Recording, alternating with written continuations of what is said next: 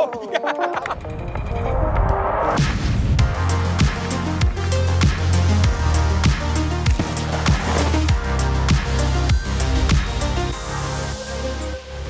Shimano's XTR group has always been about low weight and maximum performance. But as we all know, it can be a pretty rough and sometimes rocky world out there. The abuse that your average trail or enduro bike needs to be able to handle these days is remarkable. And I don't know about you, but it's never my bike that's holding me back. When I inevitably make that mistake, that rock jumps out in front of me, my drivetrain needs to be able to handle those impacts so I can continue my ride. Today, we're going to speak directly with the people responsible for making the new Shimano XTR, and specifically the new features that make it the most durable drivetrain Shimano has ever offered.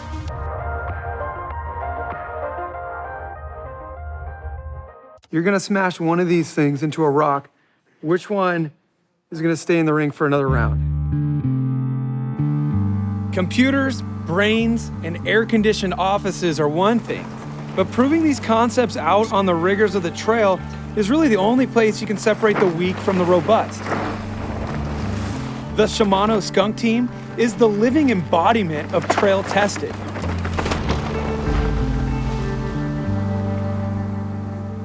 The benefits of wireless electronic shifting, that has been the clear demand from the market.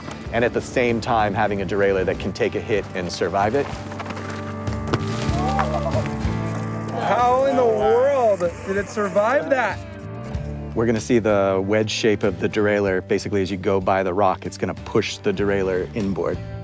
The derailleur relies on the free rotation around the B-axle. That allows it to pivot and be pushed out of the way of an obstacle. At the same time, a torque limiter activates, and the derailleur body also moves inward. Then the impact recovery feature will automatically return the derailleur to its original position. Robustness isn't just about being strong, it's really about the whole package. That's why I was really excited. This was the thing I was most excited about, was to show it actually take a hit and recover from it with no interruption from the ride. That is what robustness is. Consider me impressed, but I still need a bit more background about how all this came to be. We went through a lot of different prototypes over the years. Started with a simpler, smaller stabilizer, fitted inside a smaller package at the leading edge especially, and then based the whole derailleur shape off of that. And then that actually made the linkage wider so that it was a lot stronger, and it also opened up a space to put the battery inside. So we've got a super protected battery. And it was kind of really clean and elegant how everything came together. I had the pleasure of chatting with Yuta Mizutani. Yuta is a longtime Shimano employee who has recently been working at the Shimano America office. He's been focusing on RD, or rear derailleur, technology and design. Catch. So Yuta, you mentioned earlier, you and the team, you've been working on this derailleur for 4 years. There's so much innovative tech here. I mean, we're talking about a wireless derailleur that can be smacked by an object and returned back to where it belongs. We designed this derailleur for the escape from the impact. So that means this is kind of the slider. So the obstacle come here and then slide here. You made the decision to stick with the traditional derailleur hanger. What led to that decision? So we realized that this pivot point is very important for the escape from the impact. So that's the one reason, so we stick to the derailleur hanger. The other reason, when the impact here, and then that energy go through to the frame next, we want to control and manage the failure point. So that's another reason to stick to the hanger. Talk about riding on the edge. Brent Atkinson, another one of the skunk riders, has an ideal riding style for pushing derailleur architecture to the outer limits. I went for a ride with Bren and learned how the all-new XTR stays smooth, strong, and out of the way. I just basically want the derailleur shifter to just do its job, right? It's like the brakes and everything they really have to work, right? When you need to stop, you need to be able to stop. But as far as shifting goes, it really needs to be kind of a thing that just happens automatically, essentially, you know? Smooth, strong shifting and a derailleur that stays out of the way. We have the choice to run the 945 on the back with a shorter cage derailleur and kind of just keep that cage just tucked up and out of the way. That can be the difference between, you know, cartwheeling through the bushes after you tag something or, you know, or not. Shimano is obviously a provider of what we're discussing here, but being able to see the people, the factories, and the brain power for all levels of cycling solutions is powerful. Visiting the Shimano headquarters in Osaka, Japan is an absolute honor. Founded over 100 years ago, Shimano is well respected and known for its aluminum capabilities. This is why it was great to see them pushing the boundaries even further and to see what this magic material can continue to do for us as riders. All right, Zach. Shimano is known as masters of aluminum. What makes this crank different? Basically went back to the HOLLOWTECH II construction because we are very confident about the strength and weight balance.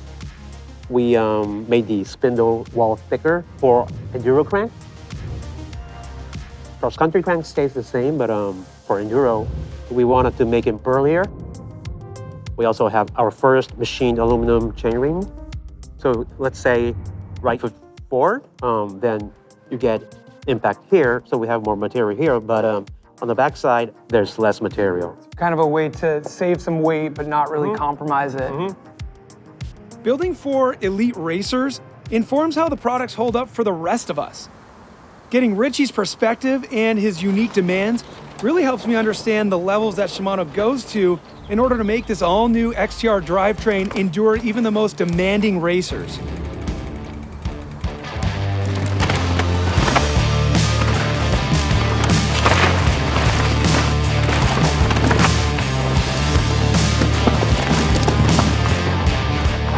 Yeah, with enduro, it's like we push the limits pretty hard of kind of what our trail bikes can do. So like we end up picking like a bit stronger parts or just stuff like we know that will be like super durable.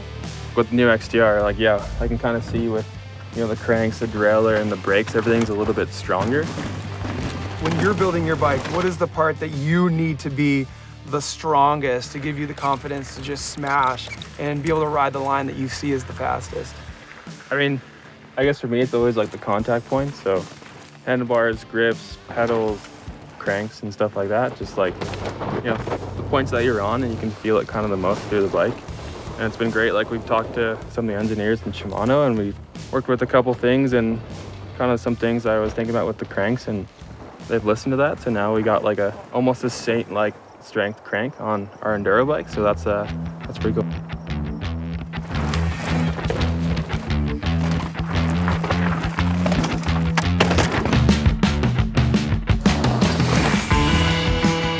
I like to think of these system-based group sets as a family unit. They're all working together as one, but each individual has their own personality. Seeing the robust personality of the derailleur displayed was hands down one of the crazier things I've ever seen on the trail. The people and the brain power behind this tech are genius. They've been working on making this a reality for many years. Thankfully, we all now get to experience this amazing riding group. That's all I have to say about that. Make sure you watch our other XTR tech videos where we dive deep into the brakes and the new shifter.